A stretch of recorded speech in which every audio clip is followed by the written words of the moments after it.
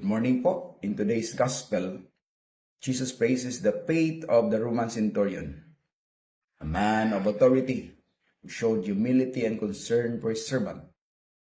As PNP personnel, we are reminded that true leadership is not only about authority, but also about care for those entrusted to us. Like the centurion, may we place our trust in God, especially in times of difficulty and uncertainty.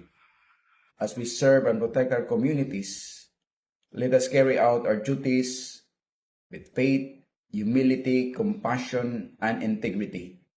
For with God, we find strength and wisdom to fulfill our mission faithfully. Amen. Let us pray.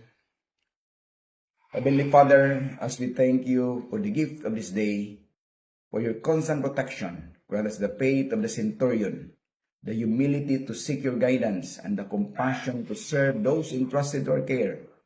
Bless all PNP personnel with wisdom, courage, and integrity as we fulfill our duties. Keep us safe from all harm, strengthen us in times of challenge, and make us instruments of peace, justice, and hope. All this we ask in your most mighty name, O God. Amen.